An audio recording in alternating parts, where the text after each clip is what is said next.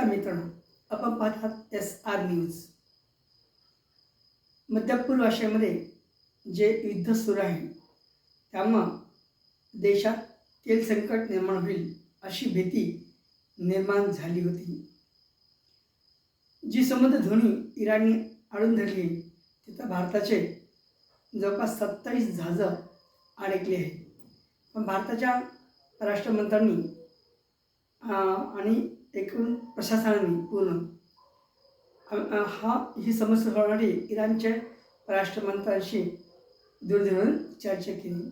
वेळोवेळी झालेल्या चर्चेतून ही समस्या सुटलेली आहे आणि जवळपास 4 जहाजं आता हे घेऊन भारतात दाखल झाले आहेत. त्या 2 जहाजांमध्ये इंधन आणि 2 जहाजांमध्ये गॅस होता आणि आता 2 जहाजं आल्यामुळं बाकीची जहाजंसुद्धा या समुद्रधुनीतून बाहेर पडतील अशी आशा निर्माण झाली आहे.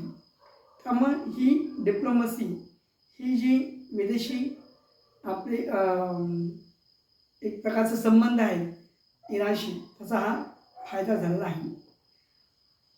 सध्या इराणने 2 देशांना या ठिकाणी या समुद्रधुनीतून आपले जहाजं, तेलवरले जहाजं नेण्यास परवानगी दिली आहे.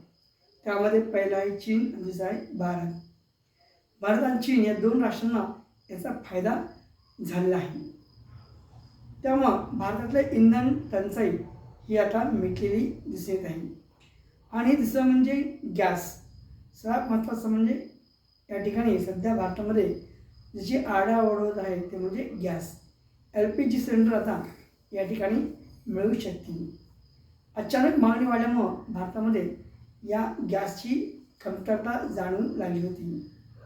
या कमीचा फायदा अनेक ठिकाणी साठेबाजांनी घेतला होता आणि त्यावर केंद्र आणि अनेक राज्यातल्या सगळ्यांनी आळा बसलेला आहे.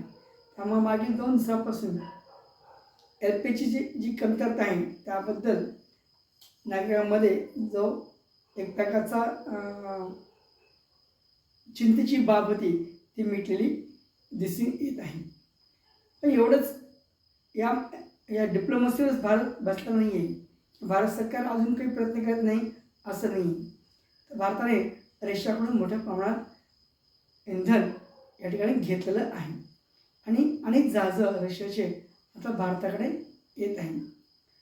आत्ताच नुकतंच झालेल्या एका घटनेमुळं याला दुजोरा मिळत आहे की 7 जहाजं हे इंधन घेऊन चीनकडे जात होते.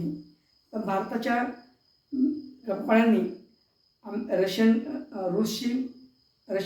कंपन्यांशी जी बोलणी केली आहे आणि त्यातून हे 7 जहाजं आता भारताकडे वळाली आहेत.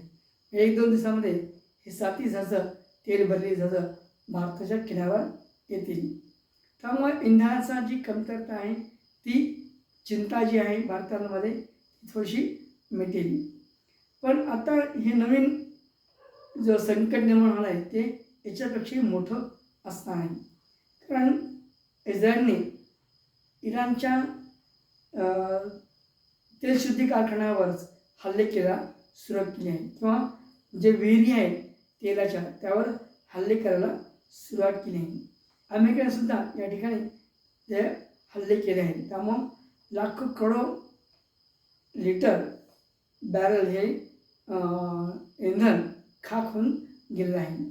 त्यातून आता उत्पादन होणारच नाही आहे. त्यामुळं उत्तर दाखल इराणने सुद्धा Saudi Arabia, Kuwait, UAE, Bahrain या तेल उत्पादक देशांच्या या शुद्धीकरणावर कारखान्यावर हल्ले केले आहेत. त्यामुळे गॅस टंचाई आणि इंधन टंचाई अजून वाढेल काय अशी शंका जगभरामध्ये निर्माण झाली. पण रशियाकडून आपण तातडीने हा इंधनाचा पुरवठा सुरू केल्यामुळं टंचाई दूर होईल अशी दिसते.